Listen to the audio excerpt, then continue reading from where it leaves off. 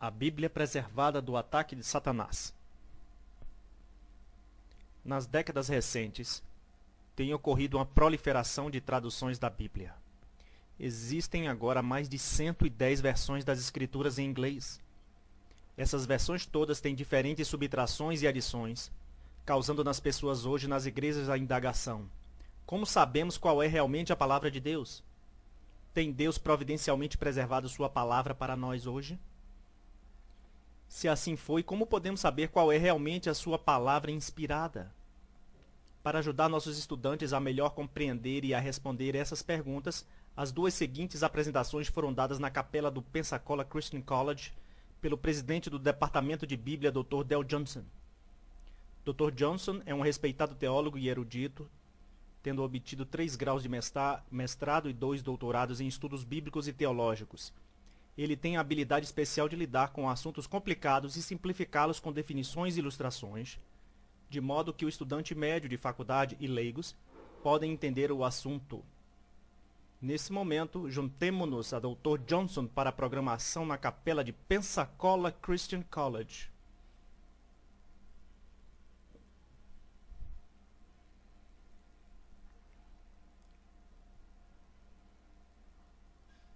Pensacola Christian College é construída sobre a crença na Bíblia e se firma nos ensinos da Bíblia. A administração, o corpo docente, os funcionários têm dado suas vidas para o avanço da causa do Evangelho, a mensagem do Evangelho da Bíblia. Agora, por quê? Essa é a pergunta que gostaria de fazer. Como podemos saber que a Bíblia que temos nas mãos é a palavra de Deus? É um interesse pessoal meu também, porque quando eu tinha sua idade lá atrás, nos anos de 1960, dias muito antigos, eu estava buscando pela verdade. E eu fui buscando várias pessoas, perguntando-as. E acerca da Bíblia? Eu me lembro de um pastor de uma igreja dizendo: bem, Del, a Bíblia é inspirada exatamente como seu livro didático de história da faculdade. Alguém foi inspirado a escrever isso, então a Bíblia é inspirada. Ou não, a Bíblia não é sempre verdade. Jesus não é realmente o Filho de Deus. Bem, ele não era mais o Filho de Deus do que eu ou você. Ele foi adiante com certo se livrar com grande parte do que a Escritura fala ou diz. Bem, como sabemos que a Bíblia que seguramos em nossas mãos é a palavra de Deus? Eu gostaria de responder a essa pergunta nos próximos 2 dias. Eu vou começar minha mensagem da capela ao falar sobre o que Jesus disse. E então no que os discípulos criam, sobre qual era o papel de Satanás, e então sobre o que é a batalha. E como é que vamos passar pela batalha com as armaduras de 2 ensinos da palavra de Deus. Se nós vamos entender o problema. Não é tão complicado como parece.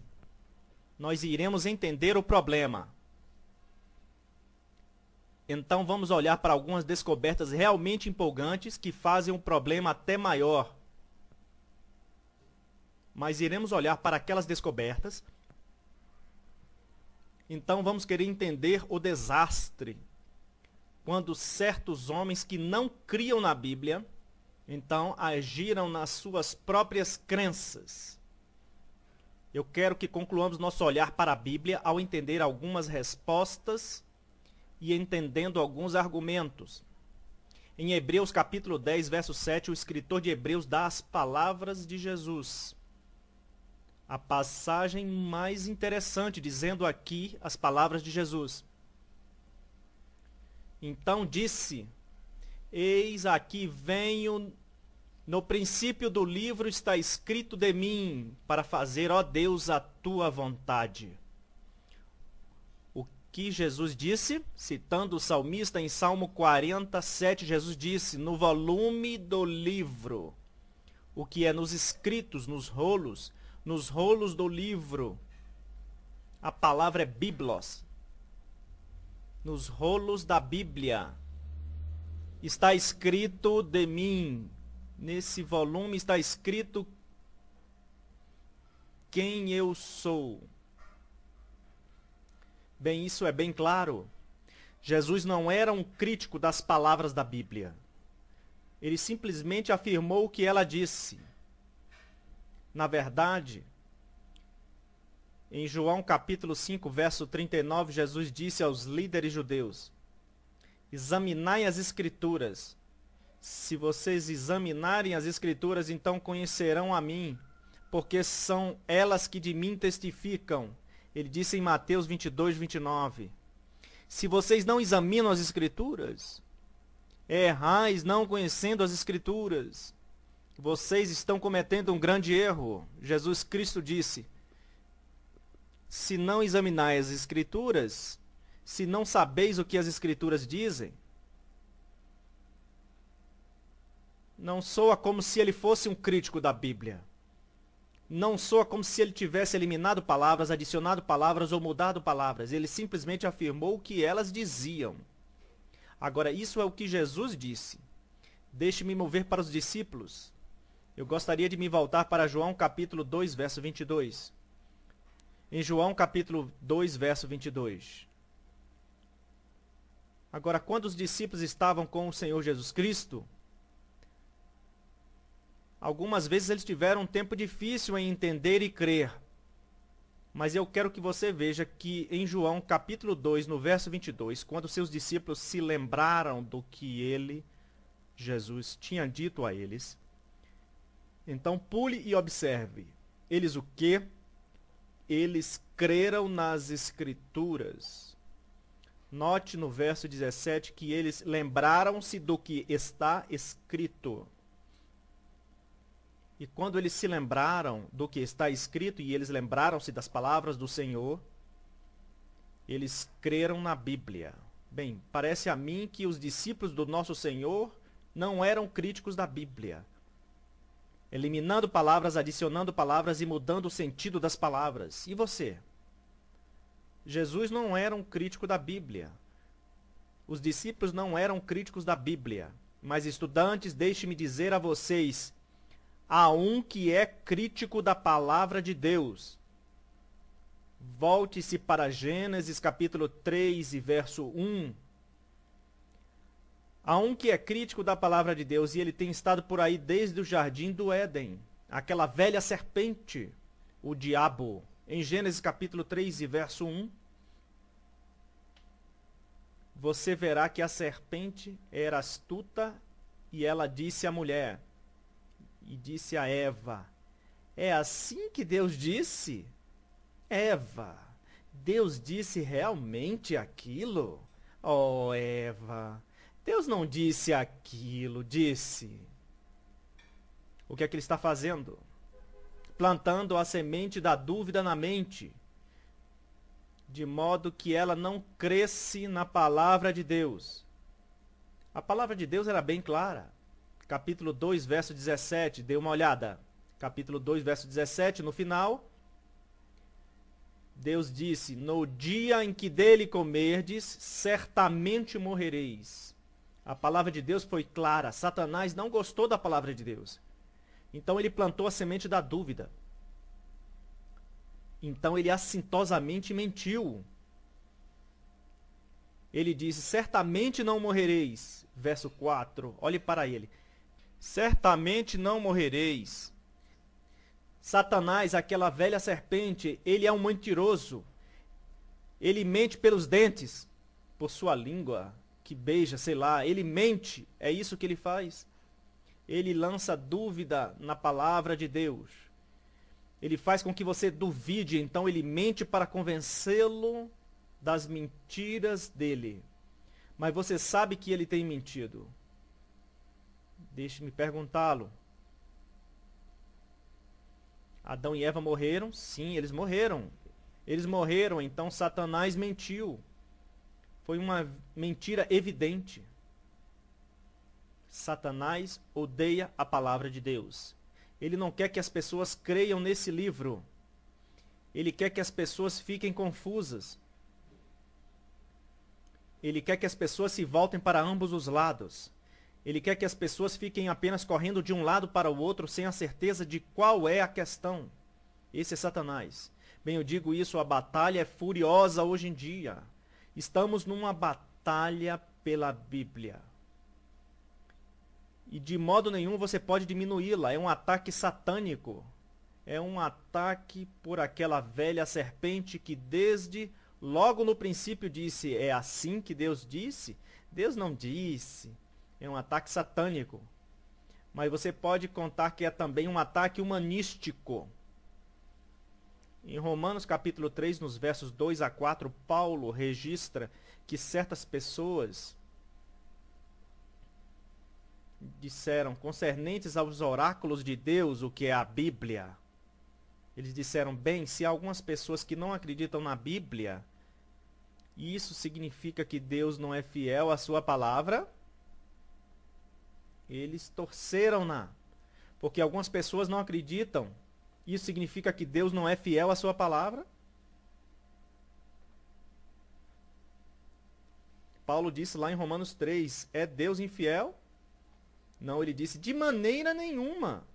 O que é, não tire essa conclusão que Deus não é fiel à sua palavra. Não chegue a essa conclusão de maneira nenhuma. Ele disse isso. E por quê? Por quê? Ele disse, está escrito, veja, você pode ver no final do verso, eu não pedi que você visse lá, mas está escrito. Então ele começa a citar o salmista. Salmista? Quanto tempo atrás ele viveu? Bem cerca de 1000 anos antes de Paulo. E Paulo cita-o como verdade. Jesus disse, no princípio do livro está escrito de mim, citando o salmista 1000 anos antes de Jesus. Jesus afirmou isso, ele não criticou isso. Paulo cria nisso, ele não criticou isso. Bem, então hoje nós nos encontramos do outro lado. Até crentes dizendo, bem, nós não estamos certos do que Deus disse. Nós não podemos realmente crer no que Deus disse, mas nós temos que usar a nossa mente humana e criticar a Bíblia. O homem é verdadeiro e Deus mentiroso. Nós invertemos tudo.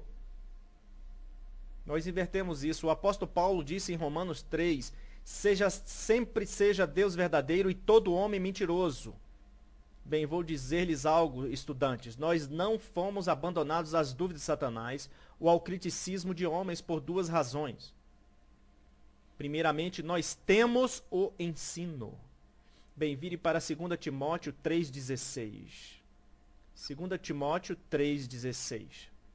Nós não fomos abandonados às dúvidas de Satanás ou ao criticismo de homens, porque na Bíblia nós temos as exatas palavras de Deus. É chamado o ensino da inspiração. Paulo escreveu a Timóteo, um pastor, um homem cuja autoridade dependia da palavra de Deus, e note que em 2 Timóteo capítulo 3, bem, antes que cheguemos no verso 16, olhe no verso 13.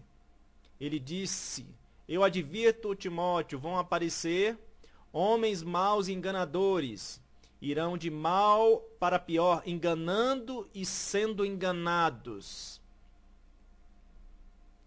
Há enganadores que virão entre vós causando confusão acerca de quê? Bem, olhe no próximo verso, ele disse, mas Timóteo, tu, porém, permanece naquilo que aprendeste e de que foste inteirado. O que é isso? Bem, verso 15, as sagradas escrituras. Timóteo, haverão homens que irão, eles são malignos, eles estão enganando, mas tu apenas continue no livro, no volume do livro, o livro sagrado. Continue nele. Bem, por quê? Verso 16. Porque toda a escritura, o que é a escritura? Os escritos. Toda a escritura, os escritos, é divinamente inspirada, e diz aqui no texto, toda a escritura, a qual é a palavra, é divinamente inspirada. Aquela palavra inspiração significa Deus soprou, theos. Deus soprou. O que Deus soprou? Olhe no seu verso. O que Deus soprou? Toda o quê?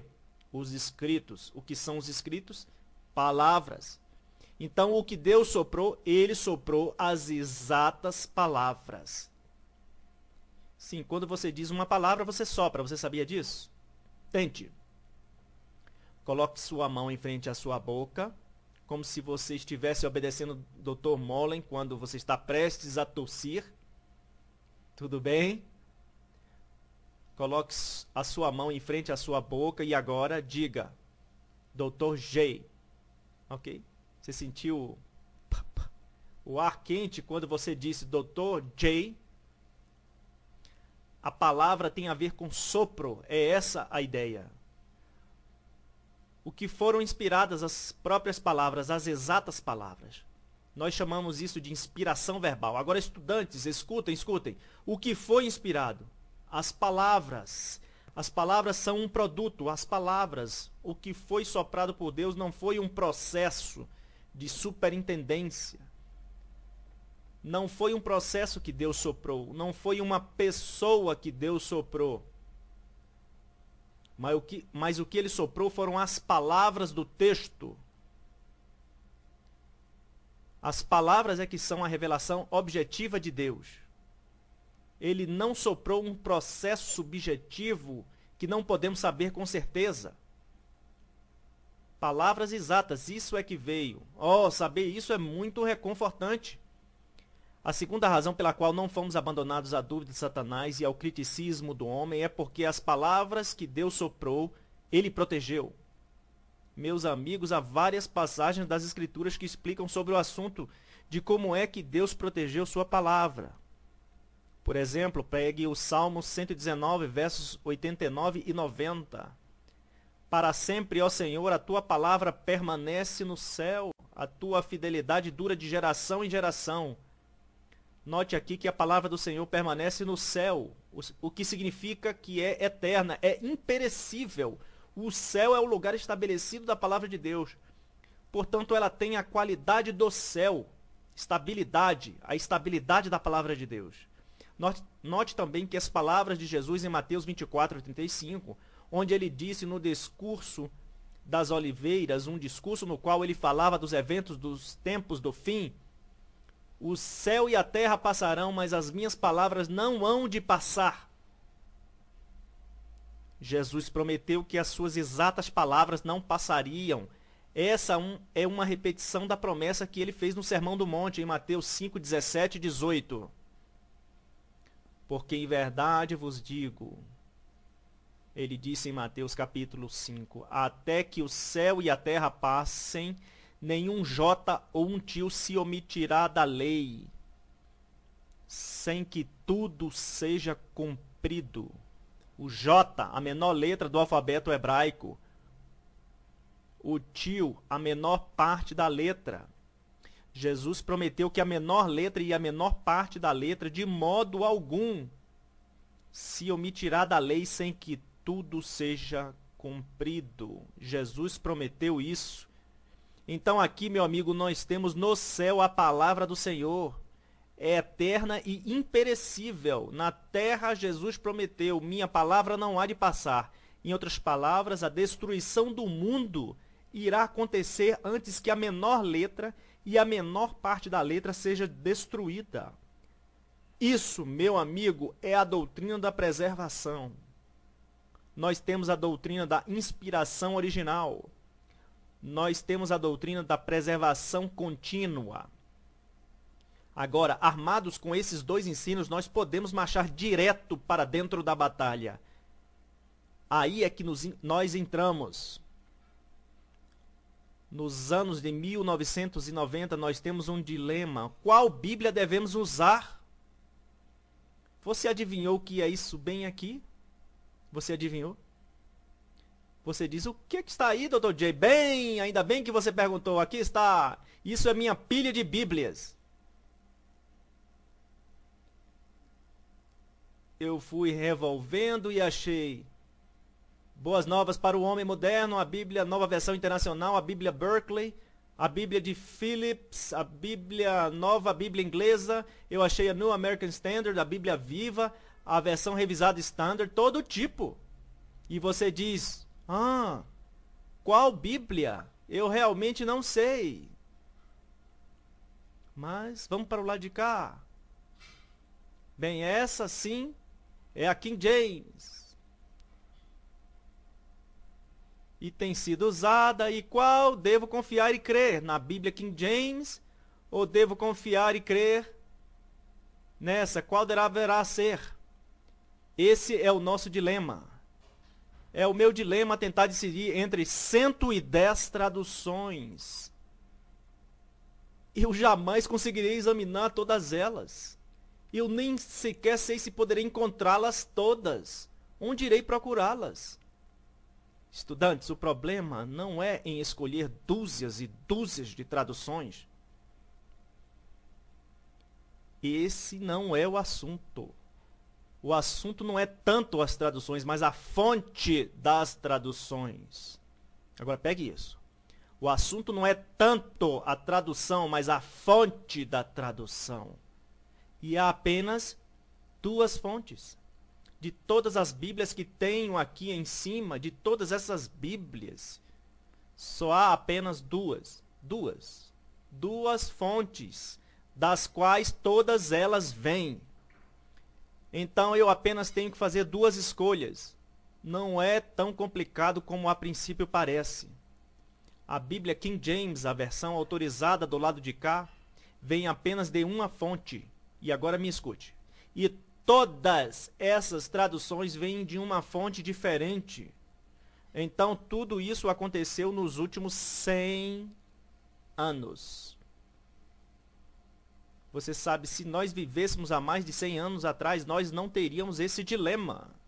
O dilema foi forçado sobre nós pelos chamados eruditos modernos. E eu acho que essa palavra é muito boa. Foi por homens que criticaram o texto da Bíblia. Então nós os chamamos de críticos textuais. E eles nos forçaram para dentro desse dilema. E agora nós temos que perguntar, mas eu lhes digo uma coisa, estudantes. Essas duas fontes são bem diferentes. E as duas fontes representam duas abordagens à Bíblia completamente diferentes. E quando você entende as abordagens completamente diferentes, eu entendo que você irá concluir comigo que a versão autorizada, que seguro nas minhas mãos, é a palavra de Deus. E eu estou confiante nisso. E que eu posso pregar e ensinar sem nenhuma dúvida na mente. Fique comigo. De um lado, nós temos uma Bíblia que nos foi dada por pessoas que criam em inspiração. O que é? Deus soprou as exatas palavras. Foram dadas por um Deus que preservou, Ele guardou, Ele cuidou, Ele protegeu aquelas palavras que Ele tinha soprado aos homens. Do lado de cá, você tem pessoas que não acreditam em inspiração verbal. Pessoas que não acreditam na preservação das exatas palavras que Deus preservou. Do lado de cá, Deus é verdadeiro e todos os homens mentirosos. Do lado de lá, as mentes dos homens são capazes de corrigir as palavras de Deus. Aqui nós entendemos que há um ataque satânico. Aqui nós parecemos ter um esquecido Satanás. De fato, nós nem queremos trazer o demônio para dentro disso. Não é muito científico. Então eu faço a pergunta, por que usar a versão King James? A versão autorizada da Bíblia. Por quê? Você sabe, não sabe? Que o Velho Testamento foi escrito em hebraico. O Novo Testamento foi escrito em grego. O antigo manuscrito hebraico parece não ter qualquer controvérsia. As pessoas concordam basicamente no manuscrito hebraico. Mas os antigos manuscritos gregos, a propósito, o manuscrito é um documento escrito à mão. Nos dias anteriores à invenção da imprensa. Então é chamado manuscrito, escrito à mão. O manuscrito grego foi feito muito controvertido pelos críticos textuais. Bem, qual é a controvérsia sobre o manuscrito grego? Bem, aqui está como a coisa iria. Eu posso explicar para você, se puderem me dar as luzes, por favor. Eles Originalmente, nós temos, digamos, originalmente o apóstolo Paulo escreveu o livro de Romanos. E o livro de Romanos seria o autógrafo original. O que é aquilo que foi escrito primeiro pelo homem. É claro, foi a que Deus soprou, então você tem o seu original. Alguém chegou e disse: nós gostaríamos de ter uma cópia do livro de Romanos para a nossa igreja. Então eles fizeram uma cópia. E mais alguém disse: nós queremos uma cópia para a nossa igreja. Então alguém fez uma segunda cópia. E mais alguém disse: nós gostaríamos de uma cópia para a nossa igreja. Cópia número 3. Bem, então, quando as cópias foram feitas e entraram em certas áreas, as pessoas disseram: vamos conseguir uma cópia daquela cópia. Então, olha aqui, você tem um agrupamento. Você vê isso aqui?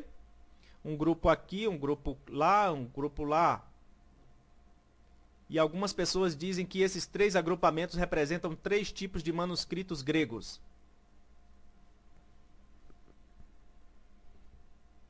Sim, isso é fácil de entender. Um daqueles grupos de manuscritos foram assim. Eles tiveram a cópia e houve muitas cópias. E alguém pôs o nome neles, o texto bizantino. Bem, porque ele veio da escola cristã de Antioquia, na Síria, a qual era perto do que depois ficou conhecido como o Império Bizantino, que falava grego.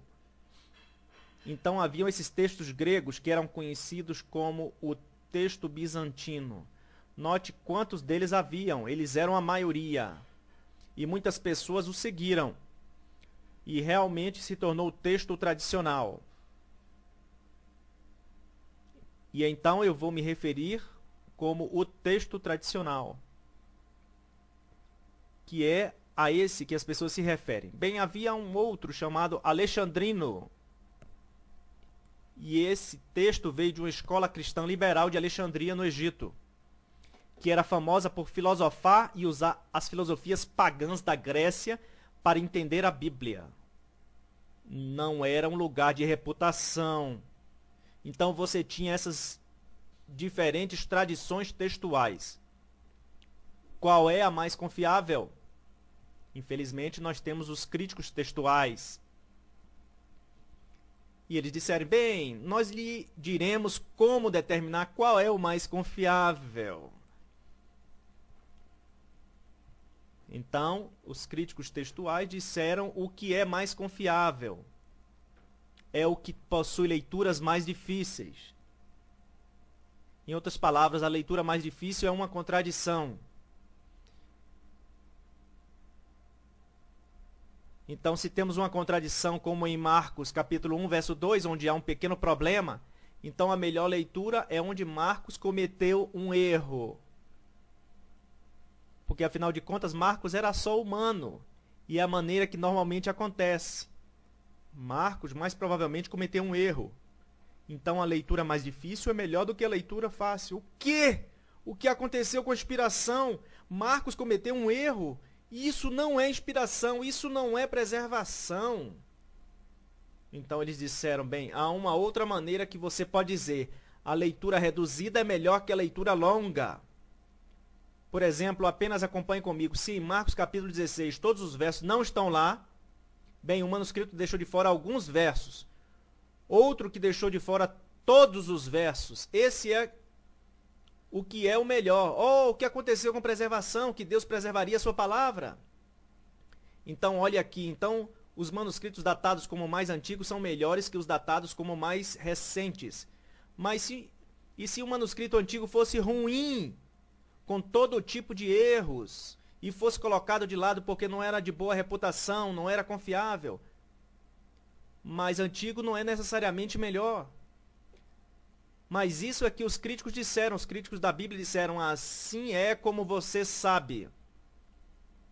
Então, quando encerraram, eles disseram então: o texto grego tradicional que produziu esta Bíblia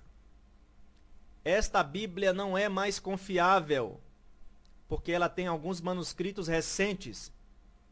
tem as leituras mais longas e é mais fácil de ler. Não há tantas contradições nela. Portanto, você não pode confiar nessa Bíblia e nós temos que fazer algo. Agora, volte amanhã e eu vou dizer-lhes o que os críticos fizeram. O grande desastre. A Bíblia preservada do ataque de Satanás, dia 2. Eu gostaria de persuadir a todos vocês para desfrutar a confiança que tem vindo a mim pelos anos na palavra de Deus que seguro nas mãos, que é o assunto dessas apresentações. Como sabemos que a Bíblia que temos nas nossas mãos, a versão autorizada, é a palavra de Deus. Recapitulação. Ontem nós dissemos que Jesus disse em Hebreus 10, 7. No princípio do livro está escrito de mim para fazer, ó Deus, a tua vontade. Então, nos rolos da Bíblia se declara quem Jesus é. Jesus veio para testificar daquela verdade. Então, nós aprendemos que os discípulos, quando eles ouviram a Jesus, os discípulos se lembraram do que ele disse e eles creram nas Escrituras. Eles não a criticaram, eles creram nela. Eles não eram críticos da palavra de Deus. Crentes não eram, mas havia um crítico. E seu nome é Satanás, aquela velha serpente, Gênesis capítulo 3. Ele sussurrou nos ouvidos de Eva, ei, é assim que Deus disse? Lançando dúvida, mentindo pelos seus... O que quer que tenha sido, pelo que ele mentiu, como uma serpente, e então causou com que o homem, nesse caso Adão e Eva, tropeçassem e caíssem. Foi parte disso. Bem, nós então aprendemos que há um ataque contra a Bíblia. E é tão velho quanto o Jardim do Éden. É um ataque satânico. Sim, é também um ataque humanístico, porque há homens que têm declarado que o homem é verdadeiro e Deus é mentiroso. Mas nós sabemos que o apóstolo Paulo diz, seja sempre Deus verdadeiro e todo homem mentiroso. Nós sabemos que não fomos abandonados às dúvidas de Satanás ou ao criticismo dos homens, por duas razões. Nós aprendemos ontem que a primeira razão era porque 2 Timóteo 3,16 diz que todos os escritos, as palavras, foram inspiradas por Deus e que elas foram dadas então. Que Deus soprou essas palavras. Deus é verdadeiro, ele não é um Deus de falsidade. Deus não é mentiroso. Satanás é o pai da mentira. Então, o produto que Deus soprou, a palavra objetiva, é verdadeira. E nós sabemos isso. E, em segundo lugar, nós aprendemos que não somos sujeitos às dúvidas de Satanás ou do criticismo dos homens, por causa da preservação de sua palavra. Nós dissemos em Salmo 12, 6 e 7, realmente, estudantes. Há tantos versos da Bíblia que dizem isso. Mateus 5, 18, Jesus disse, porque em verdade vos digo que até que o céu e a terra passem, nenhum jota ou tio se omitirá da lei, sem que tudo seja cumprido. Muito menos as palavras, muito menos as sentenças, porque até mesmo os jotas e os tis. O salmista disse em Salmo 119, 89, para sempre, ó Senhor, a tua palavra permanece no céu. Em outras palavras, a palavra é eterna. Porque o céu é eterno, é imperecível porque as coisas não se destroem no céu. Permanece, o que significa que é estável, é firme. Mateus 24, 35, Jesus disse, minhas palavras não hão de passar. Bem, nós temos a confiança da inspiração e preservação. Boas perguntas. Alguém perguntou? Pode Deus usar homens imperfeitos para escrever um livro perfeito? Resposta: sim. Inspiração original. É assim que acontece. Pergunta: pode Deus usar homens imperfeitos para copiar uma palavra perfeita? Resposta: sim. Preservação continuada. A resposta: estamos num dilema nos anos de 1900, um dilema que crentes há 100 anos atrás não enfrentaram exatamente. E o dilema está aqui. O que é que você faz com esse excesso de traduções? Todo ano surge mais uma na editora.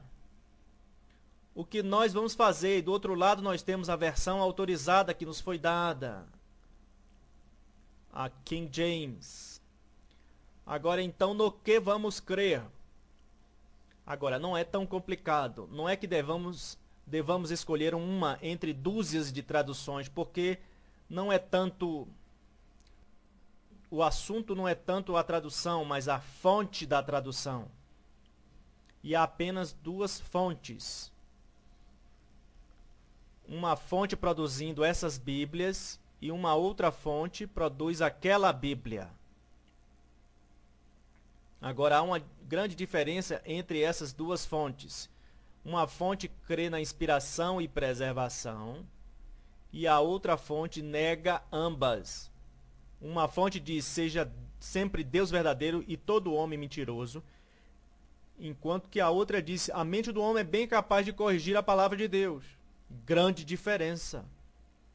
Agora, nós aprendemos ontem que o problema envolve, primeiramente, os manuscritos gregos. E luzes, por favor. E dissemos que dos originais vieram cópias, e das cópias vieram mais cópias. Na medida que as pessoas viram isso, elas disseram que eram como famílias de cópias. E uma família foi chamada de Alexandrina, e outra família foi chamada de Bizantina. E haviam diferentes famílias nomeadas por diferentes pessoas. Bem, eu disse ontem que na medida em que entendemos a história, essa família, o texto bizantino, que veio da escola de Antioquia, produziu muitos manuscritos, milhares deles. Eu falarei sobre deles hoje. Eles são chamados de o texto tradicional, porque foi o que tantas pessoas aceitaram. Mas havia uma outra família, uma outra fonte de texto grego. E veio de Alexandria, uma escola liberal lá no Egito. Ela não produziu tantos manuscritos, apenas uns poucos. Mas há essas duas principais fontes. Agora eu estou simplificando. Mas isso é parte do problema, as duas fontes. Mas agora há um outro problema, e esse é aqueles que criticam a Bíblia. Nós os chamamos de críticos textuais. Ontem, no final, eu estava discutindo os princípios dos críticos textuais. E rapidamente eu forneci-lhes 3. Eu vou repeti-los. Os críticos da Bíblia escreveram e disseram, bem, nós podemos decidir qual fonte, qual texto grego é melhor, por usar o princípio que a leitura difícil é melhor do que a leitura fácil. Difícil significando se há um problema.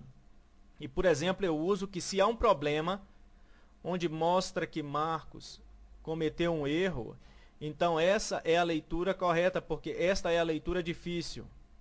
Você diz, espere um minuto, como essa pode ser a leitura correta? Bem, eu lhes direi como pode ser a leitura correta. É a leitura correta porque você não crê em inspiração. Bem, então a leitura curta é melhor que a leitura longa.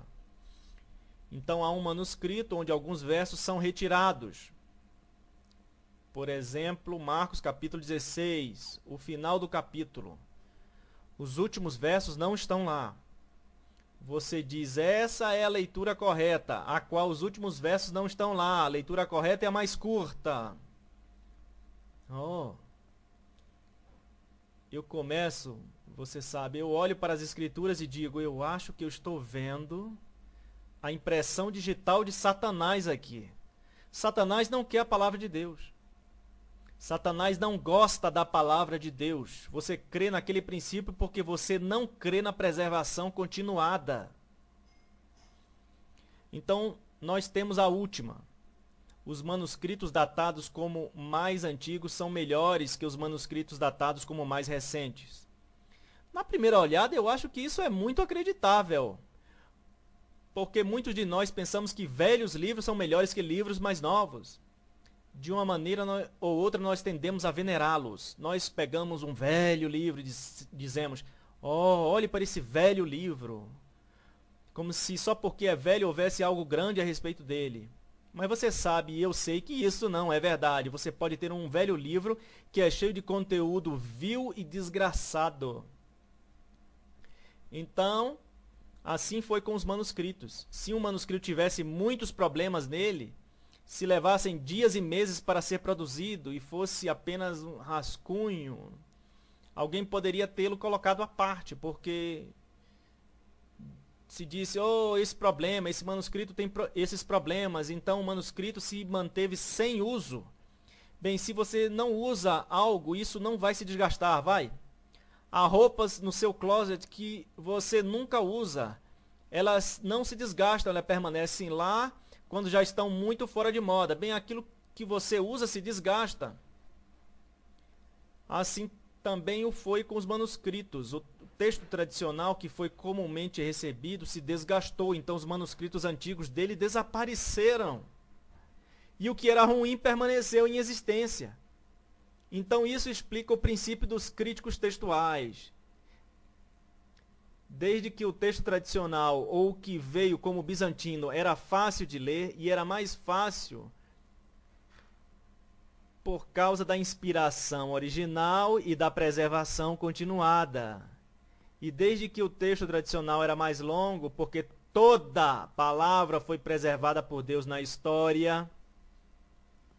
E desde que o texto tradicional foi datado algumas vezes como mais tardio do que outros, porque foi sendo gasto.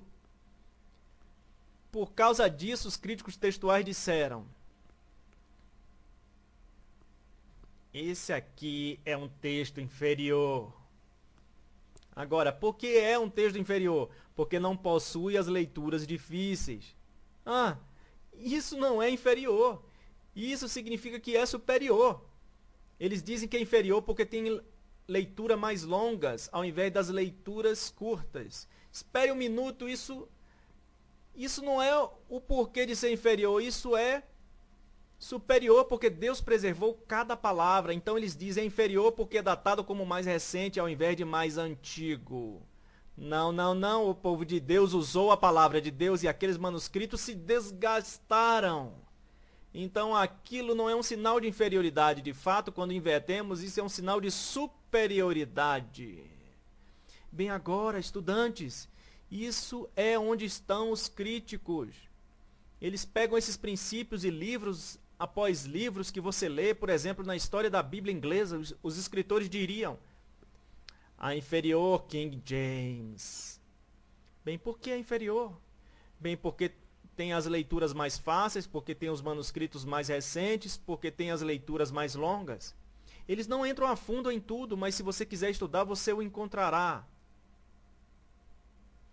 Bem, as descobertas. Lá atrás, nos anos 1800, os anos 1800 foram conhecidos como um século de grandes avanços no conhecimento. Ó, sim, grandes avanços no conhecimento, como, agora escute isso, como a nova ciência de Charles Darwin. Evolução. Oh, grande avanço.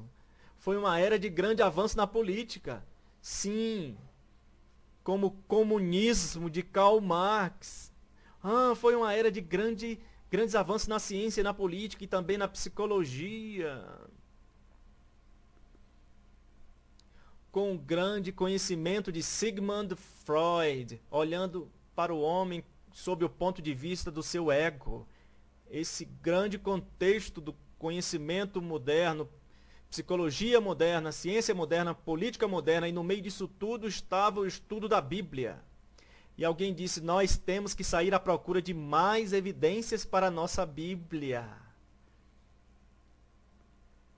Então algumas pessoas disseram: vamos à procura de novos manuscritos.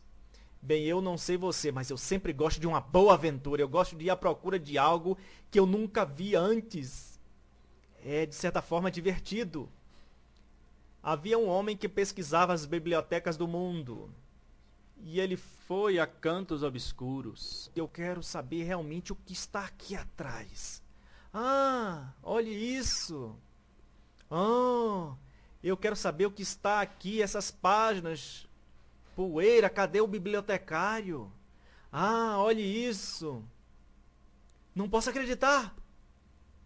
Bem, ele tinha descoberto um manuscrito que estava esquecido num canto qualquer. Oh, olha o que eu consegui. Então alguém foi a um monastério na Península do Sinai. Então alguns monges estavam jogando fora alguns papéis numa lixeira. E ele olhou para eles e eis que era uma cópia da Bíblia. E eles disseram: "O que é isso?" E foi datada como muito antiga, 350 AD. E era um texto do tipo alexandrino. Não tinha sido usado e lá estava. E alguém disse: "Ah, isso é fenomenal, isso é empolgante." O ano 1844. Bem, nós temos um manuscrito novo e eles o chamaram Sinaíticos. É o manuscrito do Sinai. Outras pessoas foram às bibliotecas do Vaticano em Roma e eles acharam um manuscrito que romanos não deixavam ninguém ver. Mas subitamente veio à luz no final dos anos 1800 e eles chamaram aquele manuscrito Vaticanos, o manuscrito do Vaticano. E era um texto alexandrino e foi datado como de 350 AD. Ah, muito antigo. 2 novos manuscritos, que empolgante. Olhem todos, vejam o que encontramos. É mais antigo do que tudo que já vimos no que se concerne ao manuscrito completo. Bem, não tão completo, mas de modo principal completo. Então há essa grande empolgação. E o que aconteceu? As pessoas disseram: "Bem, o que nós precisamos é de um novo e diferente texto grego. Nós precisamos de um Novo Testamento grego, baseado nos 2 novos manuscritos gregos, o manuscrito do Sinai e o manuscrito do Vaticano. E nós precisamos de um novo manuscrito grego, ao invés daquele velho que recebemos por centenas e centenas de anos. Deixe-nos apenas esquecer aqueles e começar um texto novo." Esta é a grande descoberta, grande entre aspas. Agora o desastre. Bem, o desastre envolveu a publicação. Eles o fizeram, eles publicaram um texto grego novo em folha e foi um desastre. Os homens que publicaram isso, seus nomes eram Westcott e o outro de nome Hort. Então ficou conhecido como texto grego Westcott Hort. E o texto grego Westcott Hort era novo em folha. Ele jamais existira antes na face da terra. Eles pegaram um pouco de leitura do Vaticano e um pouco da leitura do Sinai, um pouco dessa leitura e um pouco da outra, um pouco aqui, um pouco lá, um pouco em qualquer lugar. Velho MacDonald, desculpe. Velho Westcott Hort tinha uma grande fazenda. Então, em palavras acadêmicas, nós dizemos isso eclético. Todo mundo diga eclético. Isso significa pegue e escolha, pegue um pouco desse fragmento e um pouco daquele fragmento, e eles os juntaram num texto eclético. Agora, aquele texto que eles juntaram nunca existira antes na história do homem, porque não era o mesmo que o Sinai, não era o mesmo que o manuscrito Vaticanos. Não, foi agora fabricado pelo homem. Eles é que escolheram o que colocar e o que não colocar. Total desastre. Nunca antes na história da igreja cristã tinha esse manuscrito grego existido. E era apenas uma mistura desse, daquele, um pouco aqui, um pouco lá. Então, o desastre. Os chamados críticos textuais. Algumas pessoas o chamam de eruditos da Bíblia. Eu não consigo usar essa frase para descrever essa gente. Mas eles aceitaram esse texto novo em folha sem criticá-lo. Mas eles criticaram, para cair no esquecimento, o texto grego que tinha existido por mais de 1000 anos. 1500 anos. Sim, desastre. Bem, talvez não fosse haver tão grande desastre, porque o povo de Deus o rejeitou. Apenas os liberais, os críticos textuais o aceitaram. O povo de Deus o rejeitou.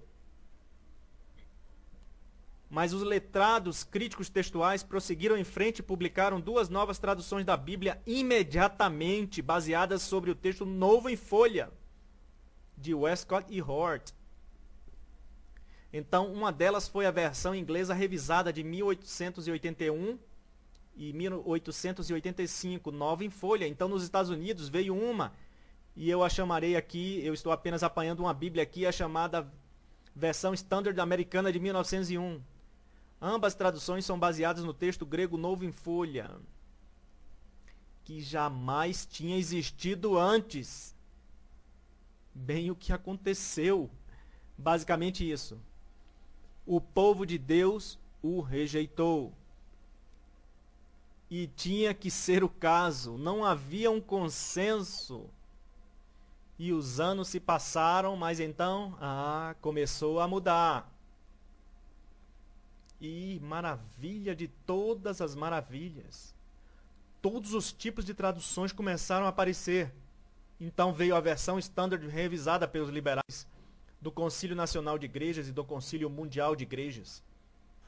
Eles produziram um texto baseado no texto de Westcott e Hort, uma Bíblia nova, mas o povo de Deus o rejeitou, de modo que era o que se deveria fazer. Mas então veio um homem que era evangélico, seu nome era Philip, e Philip fez a sua tradução, e ele veio, e as pessoas disseram, bem, talvez não seja tão ruim afinal, e alguns começaram a aceitá-la. Então apareceram esses por aqui nos anos 50.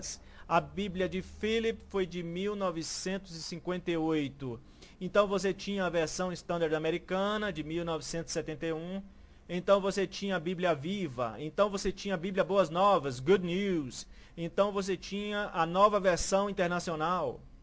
Todas essas que foram produzidas vieram direto da fonte liberal de Westcott e Hort.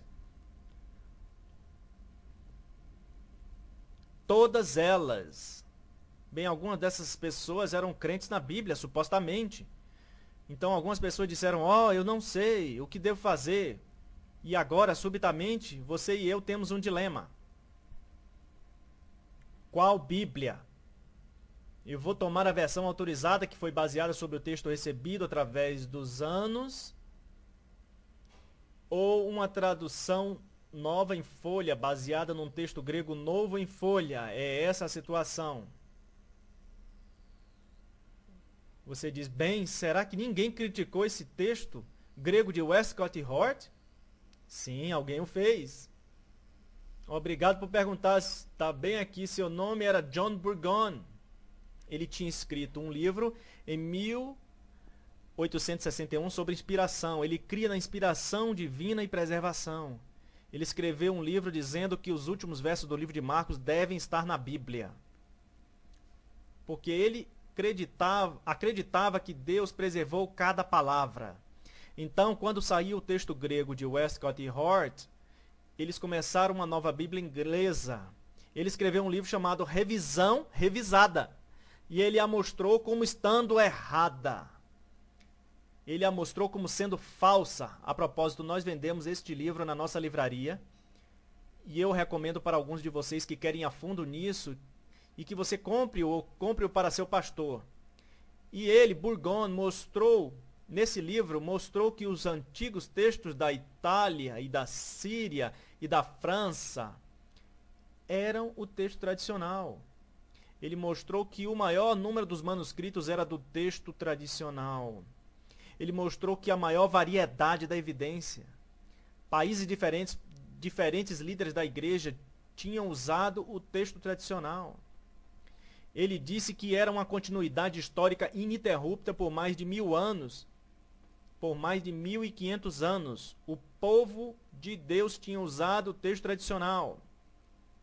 Então John Burgon despedaçou a ideia completa do texto de Westcott e Hort. Ele publicou um livro chamado Corrupção Textual. E então, por fim, ele publicou Porque nós temos que manter o texto tradicional. Agora te digo uma coisa. Quando ele terminou, o argumento já tinha vencido. mas as pessoas ignoraram. Então vieram as novas traduções. As pessoas começaram a olhar para algumas dessas novas traduções. Elas deixaram de fora o nome de Satanás, elas deixaram de fora referências ao sangue de Cristo. Eles mudaram a palavra inferno para a palavra sepultura. Eles removeram a palavra Lúcifer de Satanás. Eles disseram, essas coisas estão começando a mudar a nossa doutrina. Por que isso está acontecendo? Olhando para Westcott e Hort, descobrindo que eles estavam integrados com filosofia e misticismo, envolvidos em organizações de seitas espíritas, contrárias às advertências do Velho Testamento. Então, o que nós vamos fazer com isso tudo? Eu concluo esta manhã ao dizer: há fatos que favorecem o texto tradicional. E agora, ouça a esse aqui, de todos os manuscritos gregos antigos, esses são os que foram escritos à mão. Há cerca de 5.300 deles. 5.300, quantos desses 5.300 pertencem ao texto tradicional? Você sabe quantos? 95%. 95%. Isso é cerca de 5.000 deles. Até mesmo o pior crítico de todos diria pelo menos 85% deles. Bem, isso nos daria 4.500 manuscritos antigos. E que tal esses 4.500 ou 5.000 manuscritos gregos? Eles concordam. Eles estão em harmonia uns com os outros. Eles possuem as leituras mais fáceis, eles criam inspiração, eles têm as leituras mais longas. Então, quando eu olho para a maioria, eu digo o texto majoritário, isso sugere a mão da providência de Deus na preservação, que nós temos que aceitar. Então, em segundo lugar, eu digo, o texto tradicional volta atrás aos anos de 400 AD. E até mesmo antes disso, nós não temos os manuscritos mais antigos, porque o clima do norte, o clima era úmido e mais difícil sobre o couro.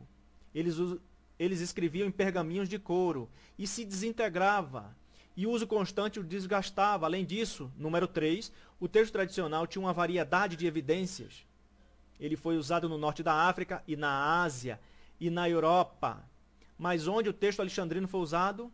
Um lugar, no Egito. O texto tradicional em línguas diferentes foi traduzido na Ásia para a Síria. Foi traduzido na Europa para a Itália, e França, e Inglaterra, e foi traduzido na África, e em cóptico, e em etíope. Mas quantas traduções vieram do alexandrino? Nenhuma. Então nós temos o fato de que os líderes da igreja primitiva,